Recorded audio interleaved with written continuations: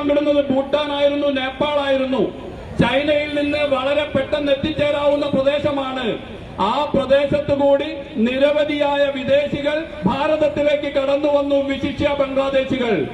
ഇടതുപക്ഷ സർക്കാരും അതേപോലെ തന്നെ തൃണമൂൽ സർക്കാരും ഒക്കെ ഈ ഭരണം നിലനിർത്തുന്നതിന് വേണ്ടി ബംഗ്ലാദേശിൽ നിന്ന് യഥേഷ്ടം ആളുകളെ ഇങ്ങോട്ട് തുറന്നുവിട്ട് ഭാരതത്തിന്റെ അഖണ്ഡതയ്ക്ക് ഭീഷണിയാവുന്ന രീതിയിൽ വളർത്തിയെടുത്തു എന്നുണ്ടെങ്കിൽ ഭാരതത്തിൽ ഭാരതീയ ജനതാ പാർട്ടിയുടെ നേതൃത്വത്തിൽ ബംഗാളിൽ സുവേന്ദു അധികാരിയുടെ മന്ത്രിസഭ വന്നതിന് ശേഷം നമ്മൾ കാണുന്നത് ഇങ്ങോട്ട് ഓടി വന്നവർ, എളുപ്പത്തിൽ ഇങ്ങോട്ട് എത്തിച്ചേർന്നവർ എല്ലാവരും അങ്ങോട്ട് തിരിച്ചു പോകുന്ന കാഴ്ചയാണ്.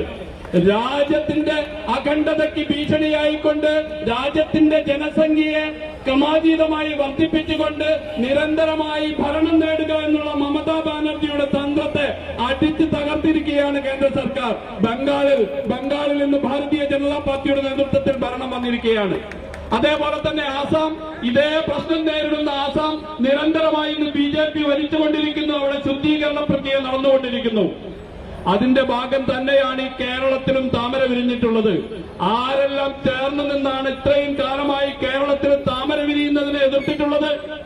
എല്ലാവരും ചേർന്ന് നിന്നുകൊണ്ട് എതിർത്തില്ലേ? ഈ ഒരു തെരഞ്ഞെടുപ്പിൽ 2026 തെരഞ്ഞെടുപ്പിലും കേരളത്തിൽ താമര വിരിയാതിരിക്കുന്നതിന് വേണ്ടി ഇടതുപക്ഷവും വലതുപക്ഷവും മുഴുവൻ രാജ്യദ്രോഹ ശക്തികളോടും അവരോട് കൈകോർത്ത് നിന്നുകൊണ്ട് എതിർത്തിട്ടില്ലേ ഭാരതീയ ജനതാ പാർട്ടിയെ?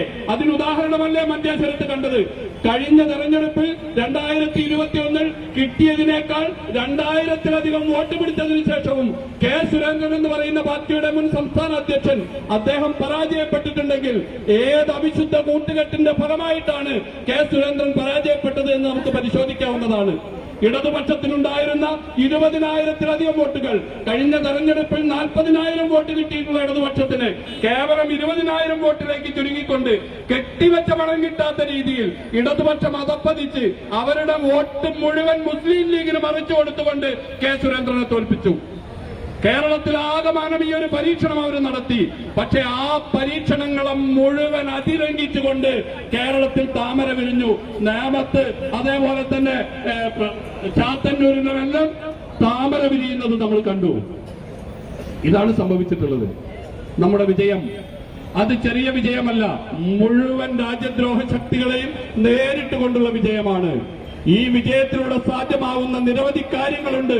ഇത്രയും കാലം കേരളത്തിന്റെ നിയമസഭയിൽ രാജ്യവിരുദ്ധമായിട്ടുള്ള ആവശ്യങ്ങൾക്ക് വേണ്ടി ഇരുപക്ഷവും ഇടതുപക്ഷവും വലതുപക്ഷവും ചേർന്ന് നിന്നുകൊണ്ട് ഐക്യപ്പെട്ടുകൊണ്ട് ഏകകണ്ഠേന പ്രമേയങ്ങൾ പാസാക്കിയിട്ടുണ്ടെങ്കിൽ ഇനി ഈ കേരളത്തിന്റെ നിയമസഭയിൽ ഐക്യകണ്ഠേന പ്രമേയം പാസാക്കുന്നതിന് വേണ്ടി നിങ്ങൾക്ക് ഈ ഒറ്റ ചങ്ങാതിമാർക്ക് സാധിക്കില്ല എന്ന് ഈ തെരഞ്ഞെടുപ്പ് വിജയം ആവർത്തിച്ച് പറഞ്ഞിരിക്കുകയാണ്.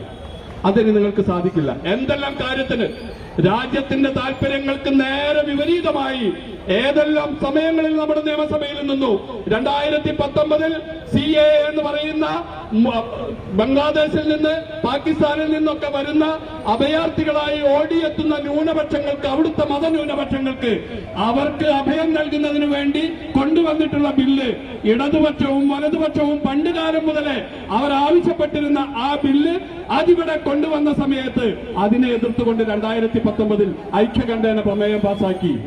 അതിനപ്പുറത്ത് 2020 കർഷക ബില്ലിനെതിരെ പ്രമേയം പാസാക്കി. എന്തിനായിരുന്നു കർഷക ബില്ല് കൊണ്ടുവന്നത്? ഇന്ത്യയിലാകമാനമുള്ള കർഷകരെ അവരെ നേരിട്ട് അവരുടെ വരുമാനം അവർക്ക് നിയന്ത്രിക്കാവുന്ന രീതിയിലുള്ള ഒരു ബില്ല് കൊണ്ടുവന്നപ്പോൾ അതിനെതിരെ പ്രമേയം. 2021 അവിടെ ലക്ഷദ്വീപിലെ അഡ്മിനിസ്ട്രേറ്ററെ വളരെ വൃത്തിയായി ഭരിച്ചുകൊണ്ടിരുന്ന അദ്ദേഹത്തെ പുറത്താക്കുന്നതിന് വേണ്ടി പ്രമേയം.